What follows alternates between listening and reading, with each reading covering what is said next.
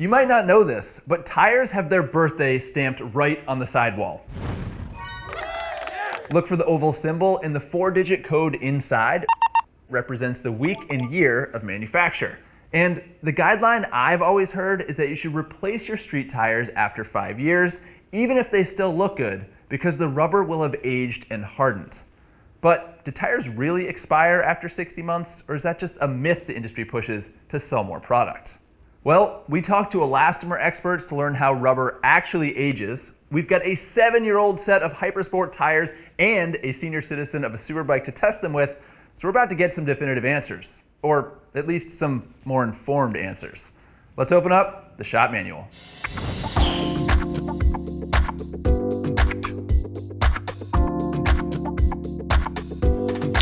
This episode of the Shop Manual is brought to you by Kershaw, my go-to unboxing knife and a tool I carry with me everywhere. Get 25% off your order at KershawKnives.com with the code TSM25. The reason people are worried about old tires or new tires that are actually a couple of years old is that over time the rubber degrades and hardens. Theoretically, that means there's going to be less traction available to you as you tip into a corner or get on the brakes to avoid that car that just pulled out in front of you. But tires aren't like fruit that goes from good to moldy overnight, so there's no set age at which they become unsafe. There are only recommendations, and because those recommendations pertain to safety, it makes sense that they would be super conservative. And yet, when I tried to substantiate that 5-year rule of thumb, I couldn't find any evidence for it outside of the riders' forums and word of mouth.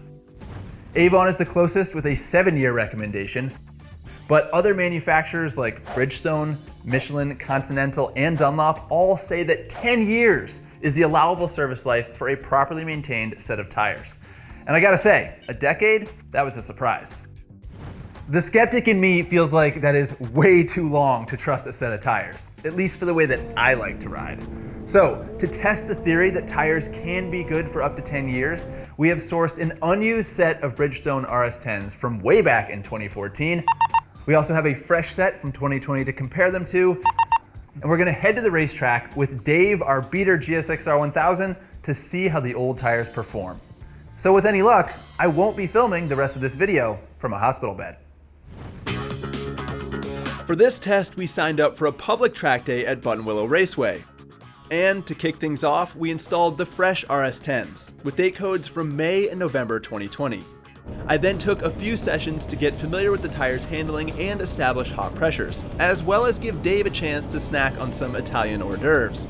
He slept in, so he hadn't had breakfast. The RS10s were great. I'd rate them an A in terms of handling and traction, and I was having a blast ripping around on them. These tires feel pretty freaking good, I gotta say. Very predictable, loads of traction. Very successful first session out. Did get a couple of slides out of the rear, which means got up to the limit, so we got a good benchmark for what a new set of tires feels like. Now we're going to lever on the 7-year-old set and see how those do. Considering how good the fresh rubber was, deciding to intentionally lever on an old set of tires was pretty difficult. And I know, supposedly they're good, but honestly, I'm pretty nervous about it. And yet, it had to be done. So on went the front RS10 from Halloween 2014 and the rear from early November. Hesitantly, cautiously, I rolled out on track. I was being really careful. A warm-up lap with an extra dose of caution. But after squirming around for a few turns like any new cold tires would, the ancient RS10s came up to temp and felt just as grippy and agile as the fresh set. All right, trail braking deep, knee on the ground all the way through this corner, heck yeah. It's crazy. Before I started researching this topic, if you'd told me to go drag a knee on 7-year-old tires, I would have flat out refused. And yet, a few laps in, I was charging at apexes and once again having a blast. Wide open throttle! Woo! Well, I did not see that coming. Those old tires were every bit as good as the fresh ones, even though they were 3/4 of the way through their shelf life, which was already 25% longer than I thought tires were good for. Now, the reason our old tires were still good is because they had been stored properly, and that might be more important than how many months had passed since they were made. Age is not the same thing as aging. Think of milk. It'll last for a week or more if you keep it in the fridge, but if you leave it out on the counter overnight, well, you don't want to lose that bet. It's the same thing with tires. Stored indoors, away from direct sunlight and intense heat, and a couple of other factors that we are going to discuss, tires have a very long shelf life. And if you buy your rubber from a reputable store or online retailer, they will have proper storage facilities and rotate stock to keep inventory fresh. But say you have 2 or even 3 bikes to ride and you rotate through them. In that case, tire age might become an issue. Or maybe you bought a set of tires, but you don't intend to use them right away. In both situations, there are some crucial factors that are going to affect how the tires age. Tires should be stored in a cool place, like a basement or a ventilated warehouse, as opposed to a sealed shed. Once tires are in service, the only thing you can really do to reduce heat exposure is park in the shade. Ambient temperature is what it is, and sad to say it, but in hotter climates like Florida and Arizona, tires will age faster than in cooler climates like New Hampshire and Washington. Oxygen causes the atoms in the elastomer molecules to lose electrons. This oxidation causes the rubber to harden and weaken. And when your tires are in service, they're pumped full of air, which is 21% oxygen. So essentially, they're pressurized with rubber poison. You could avoid this issue by inflating your tires with nitrogen, but that's going to be a tedious and pricey endeavor. Plus, the manufacturers have already mixed antioxidants into the rubber. Now, if you are very concerned with tires that you're storing, you can always wrap them in a black trash bag. The opaque plastic will also protect them from our next reactant, light. Ultraviolet radiation causes homolytic fission, the fancy name for when molecules break down into smaller, less stable pieces. The manufacturers mix UV stabilizers into the rubber, but it gets used up. So it's very important to store tires away from sunlight. Once tires are on your bike, it is going to be better for them if you park in the shade versus in the sun. And as with hotter climates, sunnier climates will cause more rapid tire aging. Not just because of increased UV exposure, but because sun catalyzes the formation of ozone. Ozone is a more reactive form of oxygen that wreaks havoc on rubber and is the leading cause of dry rot.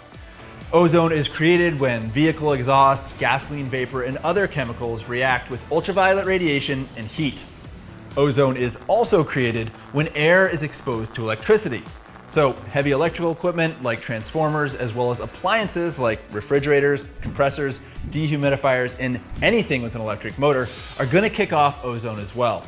So if you've got any of those devices where you park your bike, they're probably not doing your tires any favor. Now, I'm not going to inconvenience myself by taking the beer fridge and air pig out of my garage, but if you're the type of psycho that wants to give your bike a museum grade place to sleep, it's something to consider. This is just tire flex, which is unavoidable when you ride your motorcycle, but it is directly influenced by pressure, load, and speed.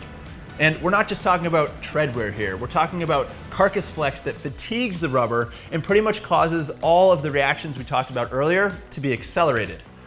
When tires are in storage, they don't experience much mechanical stress, but if they're stacked up in a pile, then those tires at the bottom are getting squeezed. So your best bet for storing tires is to line them up horizontally. But honestly, nothing you can do is as important for tire health as just checking your tire pressures. Have you aired up in the last 2 weeks? No? Well, then you've probably got low pressure, and that's gonna be worse for tread wear, rubber aging, and handling than anything your tires are gonna experience outside of blatant abuse like a burnout or parking under the arc of a Tesla coil. Even still, people want fresh product. I get it. So if you're going into a store, you can always just filter through the tires and buy the most recent date code. Or if you're purchasing online, you can sort by best sellers and buy something from the top of the list, since those models are gonna have the highest turnover. Alternatively, you can just buy the latest and greatest, because the newest tire from a given manufacturer, it's gonna gonna be new. If you end up getting suspect tires or rubber of unknown origin, it's important to check the date code, but also visually inspect for tread wear, damage, and dry rot. Plus, consider the tire's intended use. Are you just gonna commute on it, or do you like to charge hard at the racetrack? The more demanding the application, the more cautious I would be with tire age. But the bottom line is that tires don't just expire after 5 years. So if the tire you're working with is less than 10 years old, isn't obviously worn out or damaged, and has been stored properly, odds are it's gonna be just fine to ride on. That's according to me, Dave here, and most importantly, the people that make the tires.